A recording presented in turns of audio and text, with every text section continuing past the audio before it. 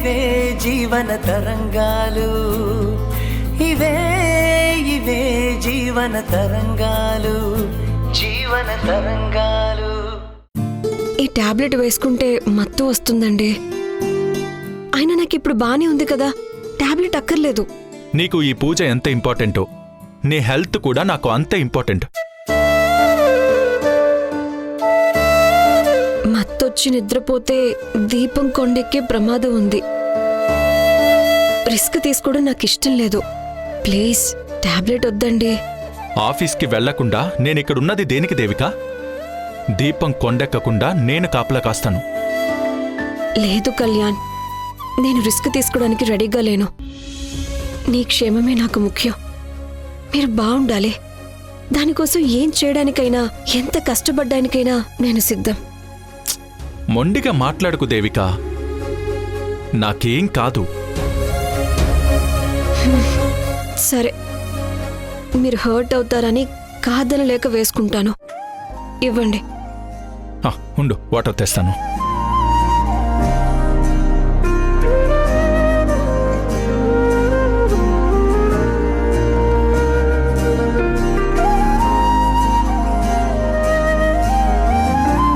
Good girl. టాబ్లెట్లు వేసుకుంటాను, కానీ ఇక మీ వర్క్ మీరు చేసుకోండి. నేను పూజ గదిలో కూర్చుంటాను. సరే.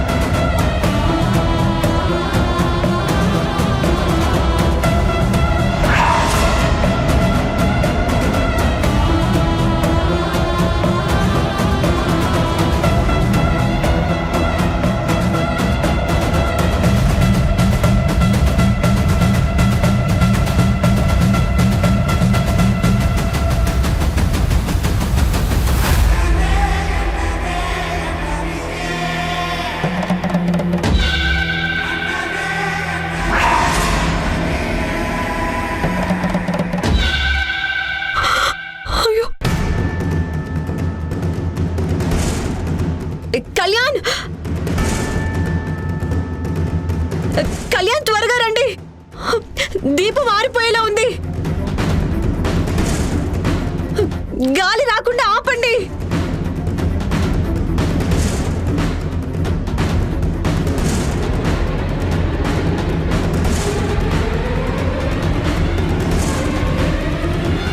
కళ్యాణ్, విండో క్లోజ్ చేయాలి. త్వరగా రండి. కళ్యాణ్, కళ్యాణ్, దీపం ఆరిపోయేలా ఉంది. కళ్యాణ్, కళ్యాణ్ త్వరగా రా.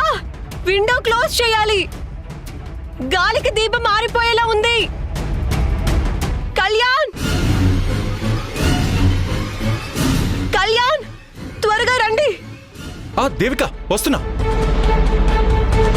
దేవిక, ఏమైంది? అర్జెంట్గా విండో క్లోజ్ చేయండి. ఉండు.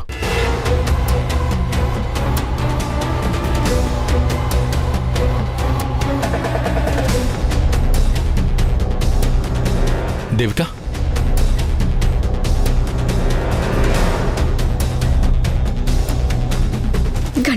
కొండెక్కేలా చేసావమ్మా. దీపం ఆరిపోలేదు కదా.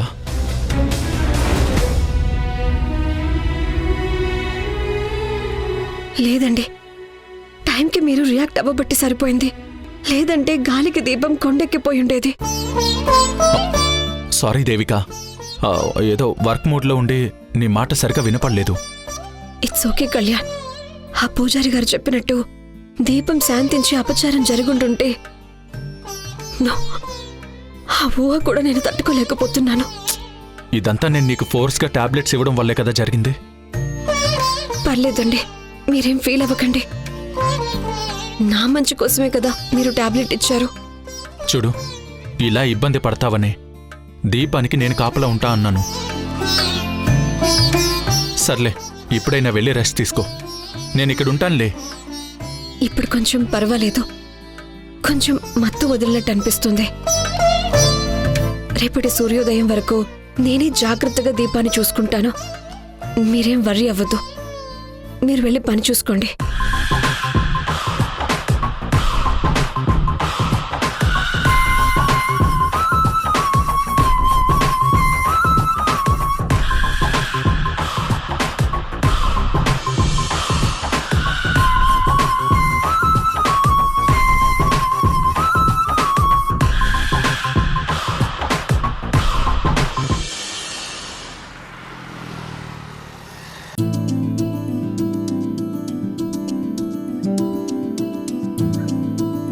Madam, parcel.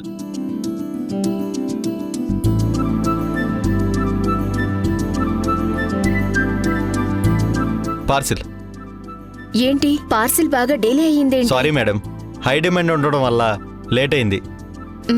సరే, క్యాష్ లేదు, ఆన్లైన్ పే చేస్తాను. Okay madam. నెంబర్ చెప్తావా? సరే.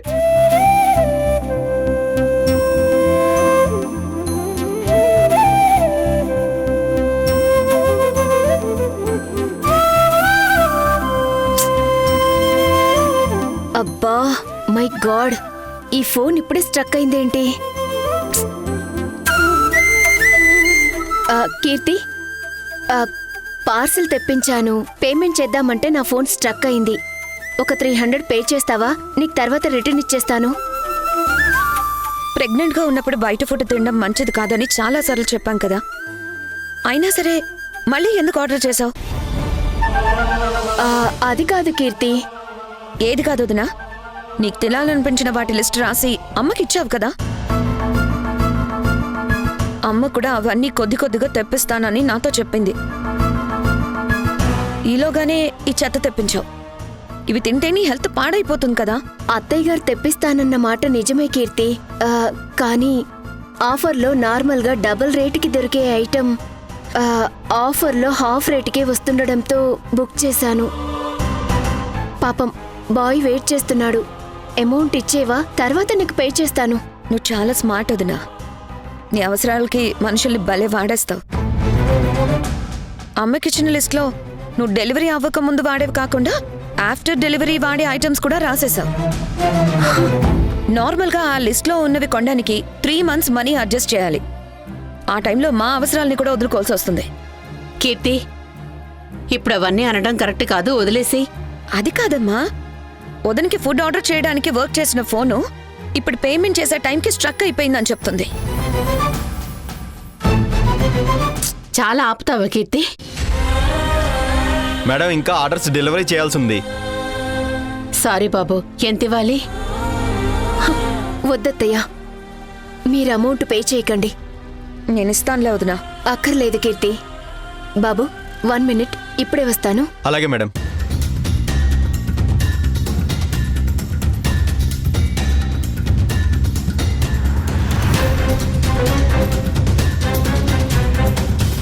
అయ్యో దీపా, కుండి ఎందుకు పగలు కొడుతున్నావు ఇప్పుడు? అమౌంట్ నేను పే చేస్తానని చెప్పాను కదా, అవసరం ఏమొచ్చింది?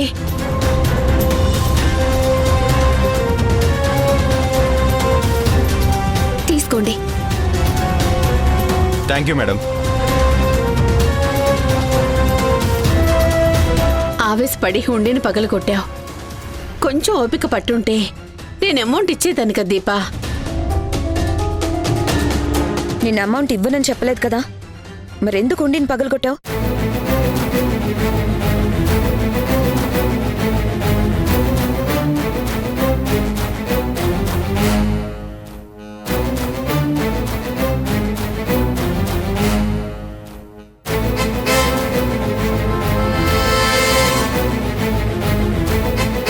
ఈ పౌడర్ నేనెవరి కోసం తెప్పించానో తెలుసా?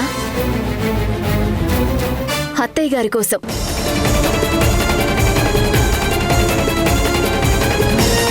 అత్తయ్య కిచెన్లో వంట చేస్తున్నప్పుడు తన చేతులు మంటగా ఉన్నాయని అత్తయ్య చెప్తుంటే విన్నాను. ఆ మంట పోవాలని ఈ ఐటెం తెప్పించాను.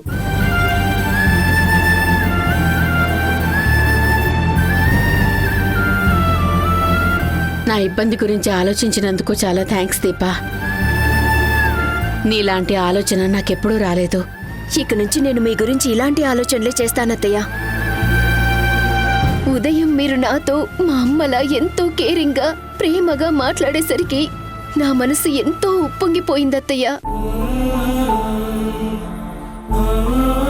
నా మంచి గురించి ఆలోచించిన మీకోసం ఏదైనా చెయ్యాలని ఎంతో ఇష్టంతో ఈ చిన్న గిఫ్ట్లా ఉంటుందని ఇది ఆర్డర్ చేశాను. అంతే తప్ప నా ఆకలి తీర్చుకోవడానికో నా లగ్జరీ చూపించుకోవడానికో అడ్డమైనవి ఆర్డర్ పెట్టి అమౌంట్ కోసం మిమ్మల్ని వాడుకోవాలని కాదు.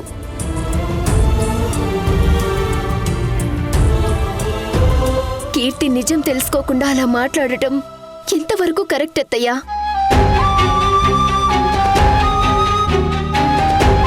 ఇంతేనా కీర్తి నువ్వు నన్ను అర్థం చేసుకున్నది? నేనేం పరాయి మనిషిని కాదు కదా కీర్తి. ఈ ఇంటి కోడలిగా ఇంట్లో పరిస్థితులు ఎలా ఉన్నాయి, ఎలా బిహేవ్ చేయాలన్నది నాకు తెలియనట్టు మాట్లాడడం కరెక్టా?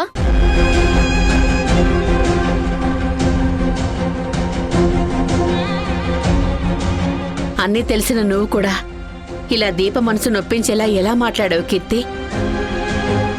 ఆవేశంతో మాట్లాడే ప్రతి మాట అనర్థం తెస్తుందన్న సత్యం మర్చిపోయావా? మనకిబ్బందులు ఉన్నాయి కదా అని దీప మనసు నొప్పించేలా మాట్లాడడం కరెక్ట్ కాదు కదా.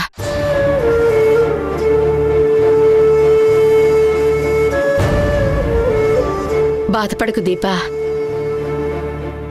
నేను అప్పుల వల్ల పడుతున్న ఇబ్బందుల్ని టెన్షన్ని చూసిన వ్యక్తిగా కీర్తలా అందే తప్ప తనకి నీ మనసు నొప్పించాలన్న ఉద్దేశం లేదు, రాదు కూడా. కీర్తిని అపార్థం చేసుకోకు దీపా. నా మంచి చెడ్డలు చూడటానికి మీరున్నారని హ్యాపీగా ఫీల్ అయ్యానత్తయ్య. కానీ కీర్తి అన్న మాటల్ని డైజెస్ట్ చేసుకోలేకపోతున్నానత్తయ్య. నాకు కూడా ఆత్మాభిమానం ఉంటుంది కదత్తయ్య. రేపు మీరు నా కోసం తెప్పించింది ఏదైనా ఏ మొహం పెట్టుకుని తీసుకోమంటారు?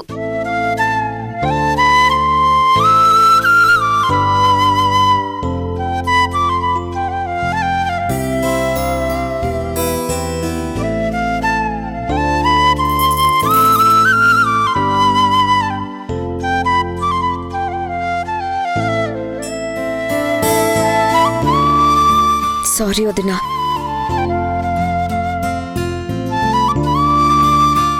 నెల నీ మెడిసిన్ కొనడానికే చాలా కష్టమైపోతుంది. అదీ కాక నెలకొచ్చే ఆదాయంలో నుంచి నీ డెలివరీ కోసం సేవింగ్స్ కూడా చేయాలి. అందుకే ఖర్చు పెట్టే ప్రతి పైసాని భూతద్దంలో పెట్టి చూడాల్సి వస్తుంది.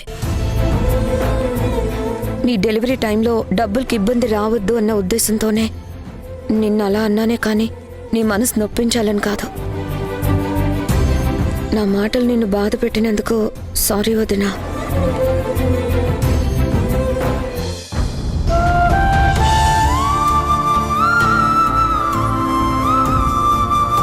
తీసుకోండి అత్తయ్య.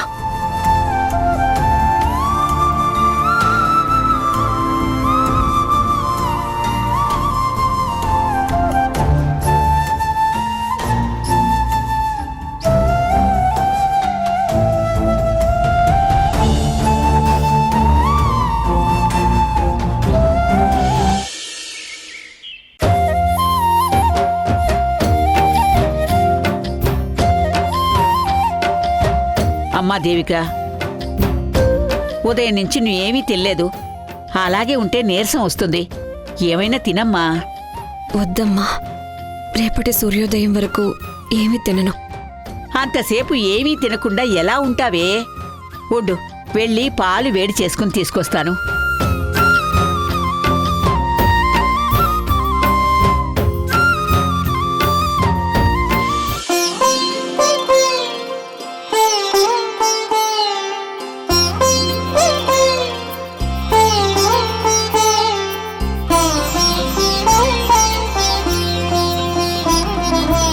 అమ్మా దేవిక, డాక్టర్ గారు కొబ్బరి నీళ్లు బాగా తాగుతుండాలని చెప్పారు కదా, అందుకే వస్తూ వస్తూ దారిలో కొబ్బరి బొండాలు కనిపిస్తే తీసుకొచ్చాను. కొబ్బరి నీళ్లు తాగుతావమ్మా? వద్దులేండి, అమ్మ పాలు తెస్తానని చెప్పింది. చూస్తుంటే పూజలో ఉండి ఏమీ తిన్నట్లేదు, పైగా మొహం కూడా చాలా నీరసంగా కనిపిస్తోంది. ఈ నీళ్లు తాగితే కొంచెం శక్తి వస్తుంది. ఏమ్మా, కొట్టి తీసుకురమ్మంటావా? వద్దులేండి.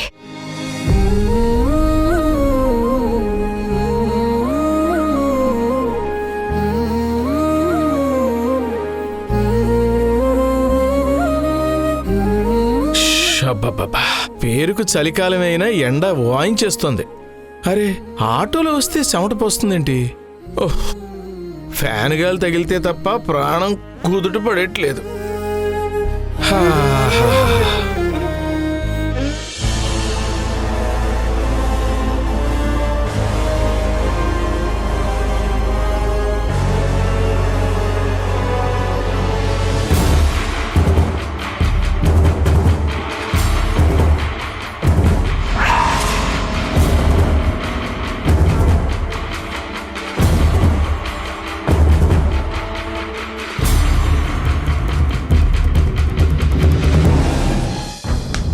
గ్రహచారం బాగాలేకపోవడం అంటే ఇదే. ఫ్యాన్ ఎయ్యగానే కరెంటు పోయింది.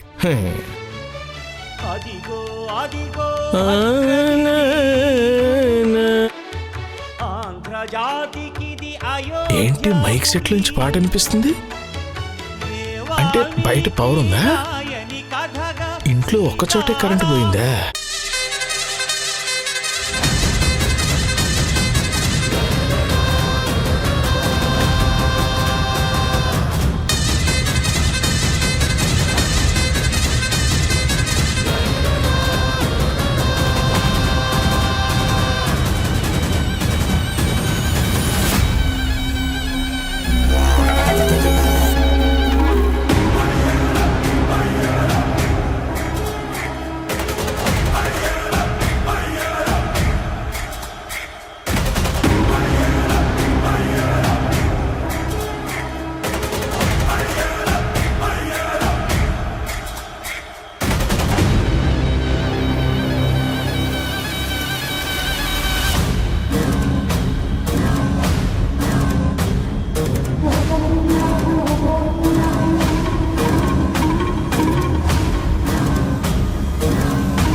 సార్, కొరియర్ వచ్చింది.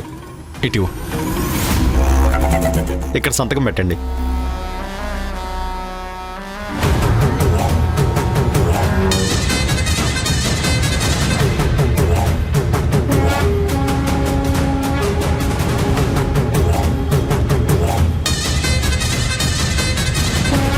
కవర్ ఇచ్చిన డెలివరీ బాయ్తో కళ్యాణ్ ఏం మాట్లాడుతున్నాడు?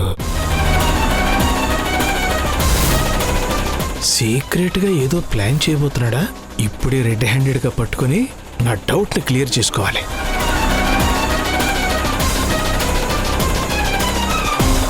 రే అశోక్, నువ్వు పంపించిన రెజ్యూమ్ ఇప్పుడే రిసీవ్ చేసుకున్నాను. వీలైనంత తొందరగా నీకు జాబ్ ఇవ్వాలేమో ఆలోచించి సెట్ చేస్తాను. కళ్యాణ్ ఏదో తప్పు చేస్తూ రెడ్ హ్యాండెడ్గా పట్టుపడతాడని రాంగ్గా గెస్ చేశాను. శ్రీరామ శ్రీరామ నీ నామం ఎంతో రుచిరా. గుడి దగ్గర మైక్ సెట్లో పాట వస్తుందంటే బయట కరెంట్ ఉన్నట్టే. ఓ, ఇంట్లో ఫీజు పోయినట్టుంది. ఒకసారి చెక్ చేద్దాం. ఎంతో రుచి ఎంతో రుచి ఎంతో రుచిరా.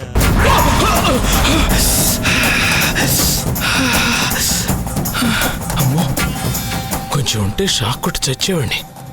నా టైం బాగుంది. కొంచెం కేర్ఫుల్గా ఫీజు చెక్ చేయాలి.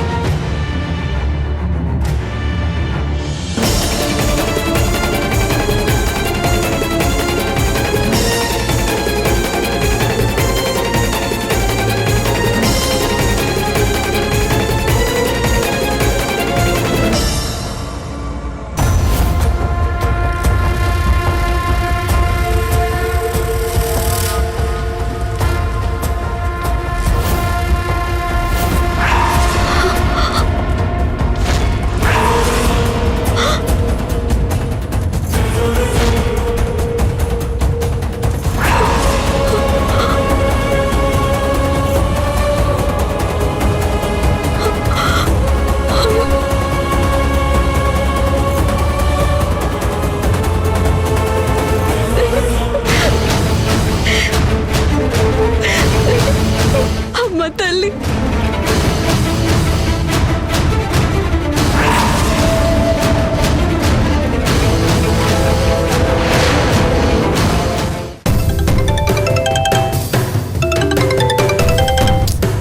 హలో. నాకు నిద్ర లేకుండా చేసి నువ్వు మాత్రం హ్యాపీగా నిద్రపోతున్నావు కదా. ఇప్పుడు నుంచి నీకు నిద్ర పట్టకుండా చేసే బాధ్యత నాది అని చెప్పడానికి మాత్రమే కాల్ చేశాను. రావే బయటికి.